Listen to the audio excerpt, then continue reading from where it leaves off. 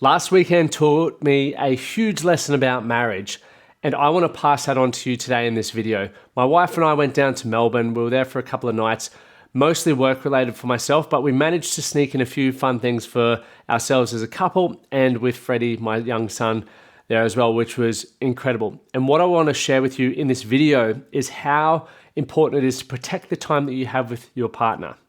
Now, what we're going to go through is stop waiting for work to slow down. I'm going to show you how we can work around that, how you can protect time to date, and why it's so bad to keep pushing time with your family so that you can fit more work or work commitments in.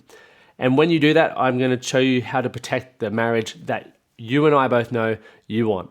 So let's get into it quickly. I'm Lachlan, Stuart, and I have been a men's performance coach for the last decade. And I've worked with men in so many different industries, predominantly business owners and athletes, helping them take their life to the next level and become the best version of themselves. Now, more specifically, that means getting the marriage that they want, the life that they want, without sacrificing the business that they have built. Let's get into it. So we went down to Melbourne, and the first thing that I want to introduce to you all is Amy's rule, which is essentially stop waiting for work to slow down. I am so busy all the time. There's many projects that I'm working on. I am an endurance athlete that does a lot of fundraising and world record challenges. For those of you who aren't aware of that, did 58 marathons, 58 days, 58 states last year. We raised close to $200,000 for mental health. I'm also a co-owner of Yeah Buddy, an apparel company. And then I have my coaching business. So you could say I'm busy, but I'm not the only one. And what I noticed over the last couple of years was I kept pushing my home time or trips away with my wife because I had work commitments. A meeting would pop up. I would have to go away for a couple of days for a work trip. And my wife was always getting the leftovers. You can imagine the stress that put on our marriage. And I know firsthand how many other blokes are in that same situation, whether you're working fly in, fly out, whether you have a business that requires stateside travel. You just not being there can lead to you feeling like when you come home, you're a stranger in your own home, right? Your partner or your wife is a roommate. Your kids don't really run to the door super excited to see you. And that's a disheartening feeling, right? That sucks because quite often you're going away to do this because you want to provide for your family. But the thing many of us blokes often neglect or overlook is that providing is more than just financially. And this is why it's so important that as a household, you have goals that you're working towards so that you know when you would achieve it and what the trade-offs are actually going to be in order to achieve that. Now, when we're looking at stop waiting for work to slow down, my wife and I were like casually talking a couple of years ago. And this was like a joke at the time because it wasn't possible, but now it's become true. And I want to call it Amy's rule. What it was my wife used to travel a lot as well. And we always had this goal that when I would earn enough money, I wanted to be able to, and we wanted to be able to travel together whenever we were doing trips that were longer than one night. Because we thought, well, we're building this life together. Why do we want to experience so much of it apart? And with Amy's rule was that whether it's me or myself or Amy, we're going away for one night or more, over a night, we would bring each other. Now, that can be challenging because financially it's more expensive. Logistically, it's more challenging.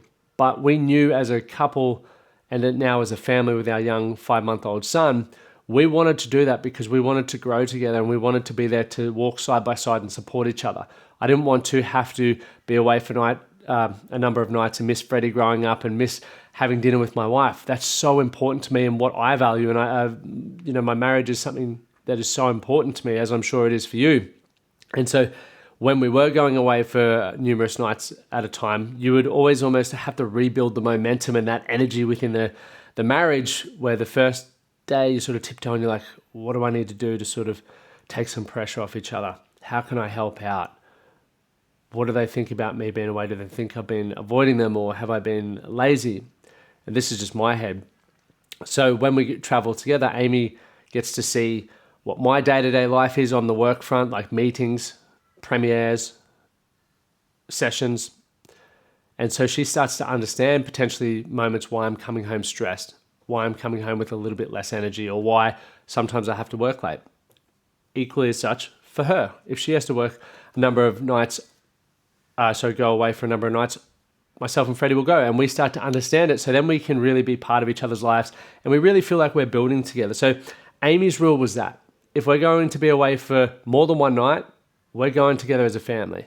And that's what we have been done. And I'm not saying you need to do that, but if you're someone who always finds yourself just going, when work slows down, I'll be able to take my family away. Or when work slows down, I will have more energy to play with my kids. I will be able to take my wife on a date night. Then work's never really going to slow down, especially if you're ambitious, especially if your business is growing. It's only going to get more hectic. So you need to look at some rules that you can create that bring you guys together. So what I want to bring up here is obviously two circles, but let's look at it. We've got work and we've got family, and we just want to keep this super simple. We don't need to complicate it. Work and family. Now within work, we understand you might have goals, yeah? And your family has goals. So if we look at it out here, let's make this a fat arrow. Goals for work, I'll put G and G up in the top corners. Goals for work, goals for family. Now, the thing that happens is many of us blokes, we set goals for work without really thinking about our family life or even chatting with our family about it. And what happens when you do that, quite often because you're not thinking about the ripple effect or the consequences of that, the goals are pulling you away from your family, right? The time that you allocate, the sacrifice, is almost pulling these two circles apart. Just like if you're setting family goals without considering your professional career, it does the exact same thing over here on the right-hand side, where it pulls you away from your work goals. Now, the reason why I think it's important to find this sweet spot here in the middle, and I know people talk about this all the time, but this is where you understand that your professional life and your personal life are one and the same. Who you are at work should be similar to who you are at home. Now, obviously, if you're someone who does hard sales and hard deals all day, you don't want to be going around back into the home and being a hard ass with your negotiation and closing deals. No, you want to be a different version of you, but the goals should align, right? Your family should understand that, hey, from a professional standpoint, this is where I'm aiming from a fulfillment or a promotion standpoint and an income standpoint, and this is how it will impact our family in a positive manner, which is obviously what we're looking for in this middle spot. We're having those conversations. So then you can sit down with your partner and you can say, hey, I'm going through a sprint season. We have a lot of jobs coming in. It means that I'm going to be quoting more, or I'm going to be doing some overtime. I won't be at home until 7 or 8 at night. Will you be okay to, because we're a team, will you be okay to hold the whole home front down while I'm doing that? I believe it's going to last 6 to 8 to 12 weeks. And this is the outcome that we're looking for. And this is how it's going to help the family. If we can get through this, this is a prize that we can have as a family. We can go to Disneyland, or we can do whatever it is that you guys want to do. But that's where you sort of sit in that green spot in the middle there, because you're aligning the goals. So ultimately what we want to do, but we want to have the goals going inwards, right? So that way they're pulling you towards this centerpiece in the middle there and uniting the family and the work front. That way your communication is strong, you're aligned with how the home life is going, whether you need to lead or whether you need to support, and vice versa. You're really able to get clear on what the roles are there from the home front. So I want you to think about that, but it's very important when you start thinking over here, stop waiting for work to slow down, which is an important one, because if you want to have a strong marriage, you need to protect it. And I'm going to say the same thing for you as well. If you want your marriage to grow, or any area of your life to grow without sacrificing the business that you've built or are building, right, you've got to integrate them. There's got to be some integration, and what that looks like for every individual comes down to the conversations and the people that are involved with it, because no two people are the same. So I hope that's a helpful first point, but that was so helpful for Amy and I over the weekend with Amy's rule, which I love. And we're going to Perth. I have another premiere and a couple of workshops in Perth on the 17th, so a couple of month away. And we're going over together for a week. So I'm going to do my work things, and then we're going to have some family time, which is cool. Now that moves me on to point 2, right? So we want to look at here. When you're going away on work travel, right, or at any given point, you need to still prioritize the time to date, especially with a young family. I joked to this about my wife. I was saying this the other day. I was like, it's funny how we went out for a date the other night and the only thing we were talking about was our young son, Freddie. And I remember saying to Amy, I was like, I remember when I said this to you, I'd said I didn't want to be the couple that go for a date and all we talk about is our kid. But we think the world of Freddie and we love doing that, but we still are trying to make time to find out about each other and to date and keep that jovial fun in there. So think about it like this. Now, we had this lunch. So when we were down in Melbourne, we went away for one night, thanks to Orange Wellness, which is one of my supporters in the fitness space. And they organized this beautiful lunch for us. And it was a wine pairing with some beautiful, beautiful food. And we took Freddie with us because once again, we don't want to have these reasons why we can't do things. Many people say, oh, I've got to have my kid down at a certain time, or what if he cries, or we can't take him into this restaurant. We took Freddie with us and he was awesome. But we were doing wine pairings when he did want a bit of attention or whatever, one of us would take him for a walk outside while the other would enjoy a bit of wine or eat some seafood. And we made that happen, but we made the time to date. And the cool thing that we walked away from that afternoon thinking was there were so many reasons why we could have not done that. Like we would have easily said to ourselves, oh, Freddie needs to have a nap, or what if he cracks it? We don't want to annoy other people. Or maybe we'll just do that another time, we'll find a babysitter. But we knew it was a unique and rare opportunity, and we still want to be a couple first, even though we're on a work trip. We've got a young family, so we made that time to date, and that was a really cool thing. And so what I want to look at here for the second part, and for those of you who are watching on YouTube, you see me with my messy writing here, but you can see on your calendar what you're really prioritizing. I've had far too many men come to me when their marriage is about to break down, and they're like, oh, my wife's about to walk out on me, or my wife's just asked for a divorce. And I ask them, well, why do you think that is? And they try to pinpoint a specific moment. And the unfortunate thing is that relationships don't just split from generally one specific moment. Maybe there is, but there's generally splinters that lead to that moment, right? And this is where if you look at your calendar and all you've got in is work, or you're not scheduling time or protecting time for your marriage, I can probably guarantee that over time you're going to grow apart. And if you really value your marriage like I know many of you do, you need to be able to point to it in your calendar and say, hey, this is 5 o'clock where I switch off. And for those of you who follow our protocol, and I'll talk about that more in a moment, when we tell you how to close the workday so you'll know when you're finishing. As a business owner, it's so hard to know when you're finishing because you don't have set hours. You could literally work 24/7 if you could not sleep. But also, what's the reset for when you walk through the door so that you're not rolling through the door physically, but your head's at work? We want to be able to give you that process so that if we look at your calendar, okay, you're able to point to the time where you're investing in your marriage. You're able to point to the time where you're prioritizing anything that is important to you. And that's what I was able to do. We had this lunch scheduled. My wife and I have other I keep saying date nights, but they're just date moments. Sometimes it's a walk. We went for a walk this morning. We're going to go to the gym together after this video. We made those times. And a lot of the time it doesn't need to be fancy. We just want to have some time together, right? Some time to laugh, some time to check in. And that's what's important to us. So make sure you look at your calendar on that and go, where is the time that I have allocated to prioritize my marriage? Now, once again, for those of you following along on YouTube, this one's a very simple part. So if we look here, the easy thing around protection.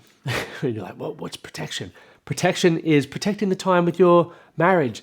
How many times have you scheduled something with your partner, or even just told your partner, I'll be home by 3 o'clock or 5 o'clock, and then 5 o'clock becomes 5:30, which becomes 6 o'clock, and then you're running late, and you're running through the door, and you're like, so sorry, I got caught up. Or you might have scheduled a weekend away, and then something happens at work, and you go, oh man, I need to be here for this. I have to push the holiday. To me, what that is you're constantly letting your family down. Now, once or twice, it doesn't matter. But you and I both know that it's not just once or twice, it's quite frequently. And so we need to look at the appointments that we make with our partners or wives as a non-negotiable. We need to treat it like it would be a client meeting, meeting with your accountant, any important meeting that you know you don't want to push, or even your doctor. Because if you treat it like that, you won't need to justify anything. You'll just say something. For example, you're trying to book a meeting with me, and I know that it's 12 or 12:30 is my meeting today with my wife, where we're going to the gym. 12:30 today. You want to get a meeting? I'm like, oh, I'm so sorry, you can't get on that because I have a meeting then. Let me just check. Oh, that's 1:30. Cool. Because I have a meeting with my wife then. And I treat it as such. And I don't even have to say what the meeting is. I just know that there's an important meeting there that I've already set the intent to go to. And that's how we maximize those times. But if you just go, oh, it's just, I've scheduled something with my wife, she'll understand. If you think they'll always understand, yeah, like I said, once or twice, that's okay. But if you keep doing that, you're eroding the trust that your partner and wife have with you. And if you think your marriage is really important to you, you need to prove it. You need to be able to look back on your weekend, point to times where you had intentional time, not just you guys live in the same household, so you see each other kind of time. No, you need to have intentional time because that's what makes things grow. Intentional gym sessions make your muscles grow as opposed to just hanging out in the gym. So that is the same with your marriage. The reason why I bring this up is I had this beautiful weekend away with my wife and I was sitting there reflecting. I'm like, how lucky am I? Like, I'm away on a work trip. My wife's here, my son's here. We're having a date day with some beautiful wines. And we flew home and my wife actually sent me this beautiful message and I screenshotted it because this was where the idea for this episode came from. And I was like, this is freaking amazing. Where is it? This is what my wife said. She said, "Thank you for being such a great dad. I feel so lucky to have someone who's so invested in his family in every way. Love you so much." So to get a message like that as a husband and as a father, it is proof, right? It is evidence that I am being the man and being the husband and being the father who genuinely invests in his family and not just tries to provide financially, but also provides through creating experiences, through giving time, through helping my wife out in any way I can, through building a great relationship with my son. And I know that you guys want this too. That is why you're watching this. And I hope that these three things have been good eye-openers for you. And look, you can take Amy's rule, but you can modify it to what it looks like for you. And I want to recap what this is, but the way that I protect my marriage and I get great messages like that from my wife is the first thing is I don't wait for work to slow down. We have integrated with Amy's rule where it's like, if I'm traveling for more than one day, we go together as a family and we make it work, regardless of what it costs, regardless of the logistical challenges that come with it. That's what we do as a family because we're a team, right? The second thing is we don't wait for time to date. Like we make the time and we can reflect on our calendar for that. So regardless of the chaos that's going on, and it doesn't need to be this beautifully created or curated date night. It could just be going to the gym together, but we're making time to do things as a couple. And I think that's the second most important thing. So make sure you look at your calendar and you just slot a few things in that are going to work for you and your partner and or wife together. And finally, when you're protecting that time, which is the most important, because you can put things in the calendar, but if you do not protect it, doesn't fucking matter. You may as well not have put it in there in the first place. So don't push the time. Treat it like any other valuable appointment because it is. Right? You don't want to, every time you push it, you're putting a wedge between you and your partner. You don't want to do that because divorce is expensive and divorce is heartbreaking. It's destroyed so many men's lives and families' lives, right? For that matter. And the fact that you're here listening to this and wanting to be better and you want to invest in your marriage, these are some simple things that you can do. And so going back to that thing, you want to make sure that you have professional and personal goals that are pushing the family unit together so you're sitting in that slot rather than goals which are pulling you apart, as I did on that diagram. The final thing I want to remind you guys of is with the Life Locked In program that I'm launching on September 1st, which will be a Tuesday, and there'll be an initial cohort, and then you'll be able to join at any, depending on numbers. But we want to help you get a finish line for work, because if you're not having a finish line, once again, you're going to be the guy who says you'll be home at 5, which turns into 6, which turns into 7, and you're slowly eroding the trust that your family has for you. The second thing we teach you to do is how to go home and be properly home, meaning your head's not still at work. You're not pulling your phone out and doing emails while your kid's rolling around the floor or your wife's trying to have a conversation with you. No, you're properly home. We want to give you that. And then the final one is we want to help you get your life locked in. So life is no longer on hold. Like I said, you're not going to say to your wife, hey, we will do that when work slows down. We're going to help you integrate that, because once again, if you're ambitious, work's probably never really going to slow down. You're going to be constantly pushing to the next level. So how do you put it all together and live an epic life? Because I'm living proof. I do honestly believe I live an epic life for what I want. I have an incredible marriage. I have a great business, and I'm excited about what's to come. And I have so many clients that are in the similar boat, who are working in construction, in development, in real estate, in fashion, who have learned these tools, and it has completely transformed their life. Now, it's not complicated, but it's hard to execute. And that's where we help you. Thank you for tuning in. I'd love you to drop a comment below. And if you're not ready to look at taking any next steps with me, that's fine. There's plenty more videos around here. They'll pop up somewhere that you can continue binging and getting little short tools and insights to help you build the life that your business was supposed to create. Thank you for tuning in. I will see you in the next video.